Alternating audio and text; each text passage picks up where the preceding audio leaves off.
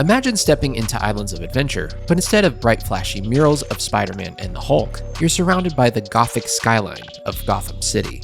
The air is thick with fog, neon signs flicker over dark alleyways, the bat signal projected into the night sky. That was the dream. A fully realized Gotham Island at Universal Orlando, complete with cutting-edge rides, massive stunt shows, and an atmosphere straight out of Tim Burton's Batman. But that dream never came to life. Today we're going to explore the history of the canceled Batman-themed island at Islands of Adventure, what it would have been, why it never happened, and how its DNA still lives on in the park today.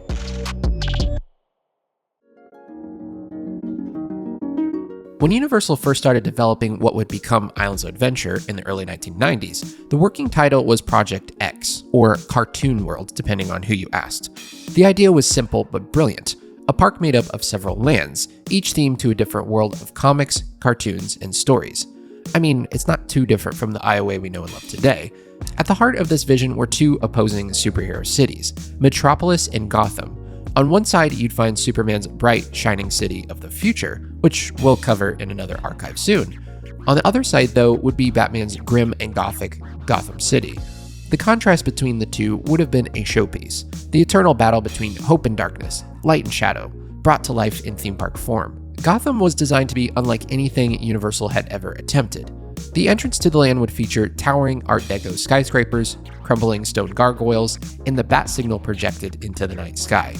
Guests would wander through the foggy streets beneath glowing neon signs and narrow alleys, completely immersed in the comic book world. But within the land would be some of the most cutting-edge attractions Universal ever designed.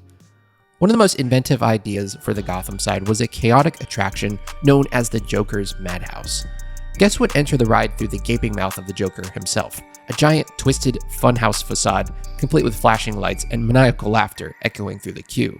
Inside, guests would board colorful Jokester Roadster ride vehicles, small cars traveling along a Wild Mouse-style coaster track. But this wasn't just a coaster. The ride would play out more like an elaborate dark ride, with physical sets, lighting tricks, and practical effects designed to make you feel like you'd step straight into the Joker's mind.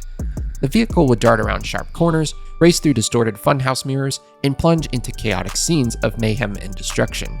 One sequence would have featured oversized playing cards, exploding gags, and animatronic goons chasing you through a twisted carnival of chaos. The ride would end with a spectacular illusion. As the track appeared to dead end, riders would suddenly face a sheer drop-off, just as it looked like the car was about to crash. A hidden mirror gag would reveal a hidden section of track, sending the vehicle plunging downward in a surprise finale. After the ride, guests would disembark into a walkthrough post-show area designed like a distorted funhouse. A series of interactive rooms themed to some of Batman's most famous villains, including the Riddler, Two-Face, and Catwoman. It would have been a mix of horror, humor, and spectacle, kind of surreal, over-the-top attraction that would have easily fit at Islands. The other major ride concept was even more ambitious.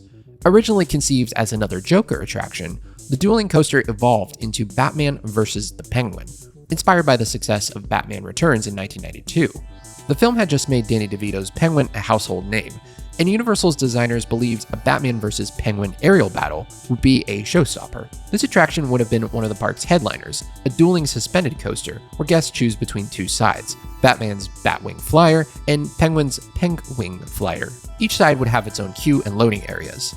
Batman's side would start inside the Batcave, surrounded by glowing computer monitors, stalactites, and the sleek black design of his arsenal. The Penguin side, on the other hand, would begin deep in the subterranean lair beneath Gotham, icy, industrial, and littered with mechanical umbrellas and penguin henchmen, straight out of the movie. Once dispatched, the two coasters would launch into a high-speed chase through a series of massive indoor show buildings. The tracks would intertwine and nearly collide in a series of near misses, meant to simulate an aerial dogfight. Fire, strobe lights, and special effects would bring the chase to life as the two sides darted in and out of Gotham's skyline. The Batman coaster would focus on precision and control, sleek movements, sharp turns, and moments of heroic triumph, while the Penguin's track would be more chaotic, with unexpected drops, erratic twists, and close brushes with danger. In total, the ride would pass through 3 separate show buildings, each with elaborate sets and encounters with 2 different villains from Batman's Rogues Gallery. One might have featured the Joker, another Two-Face, and the final showcase would bring Batman face to face with the Penguin in a fiery conclusion. What made Batman vs. the Penguin especially fascinating was how ahead of its time it was. The concept predates Dueling Dragons by nearly a decade, and would have used a similar system of synchronized dueling coaster trains. It would have been one of the most advanced roller coasters in the world at the time, a true blend of coaster engineering and theatrical storytelling. Beyond those major rides, the land was packed with additional concepts. There was a 3D film experience inside the Gotham Opera House, and even a virtual reality show, which in the early 90s would have been groundbreaking. The technology wasn't quite ready yet, but Universal's designers were already imagining the potential of VR long before it became mainstream. And then there was the Batman and Robin action-adventure spectacular, a massive live show performed in the park's lagoon, similar in scope to Universal Studios Florida's Dynamite Nights Stunt Spectacular. This would have been an explosive, stunt-filled water show with jet skis, pyrotechnics, and high-flying acrobatics, as Batman and Robin battled the Joker and the Penguin right on the water. Taken together, Gotham's Island was shaping up to be one of the most ambitious theme park islands ever designed, a full day's worth of attractions and experiences, all centered around Batman's world. Every corner of the land would tell a story, immersing guests in the gritty atmosphere of Gotham City. With concepts that bold, you might think Universal would have gone all in, but the biggest enemy of Gotham Island wasn't the Joker, it was licensing.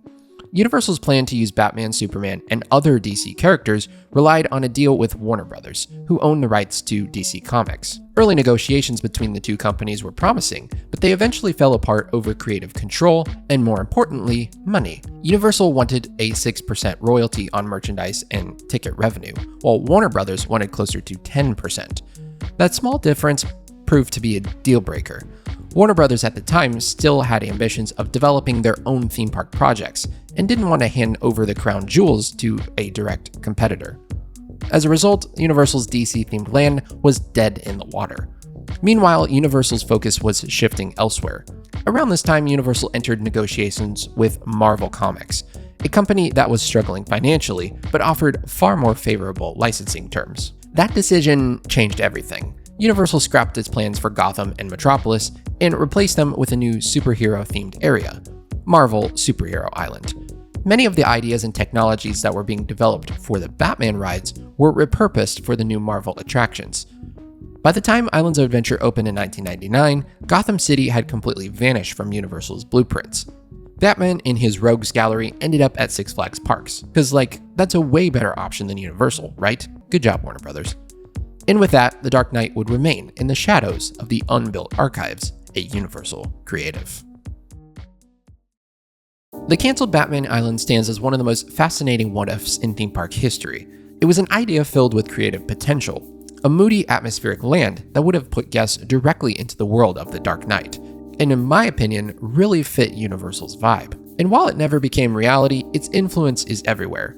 The design language of Gotham can sort of be seen in the urban grit of Marvel Superhero Island. The innovation that would have powered Batman vs. the Penguin lived on in Dueling Dragons, and the spirit of combining storytelling with thrills, that's something Universal has carried forward ever since. But more than anything, Gotham Island is a glimpse into an alternate version of Islands of Adventure, one where instead of bright comic panels, you'd walk through the dark alleys of Gotham, the bat signal shining above you, as maniacal laughter echoes in the distance. It's a reminder that for every ride we get, there are dozens more that never leave the concept stage, and sometimes those lost ideas are the ones that truly show us how creative and daring theme park design can really be. Do you think the Batman Island should have happened? Let me know down below. And as always, remember rule number 5, relax and enjoy the ride. Thanks for watching.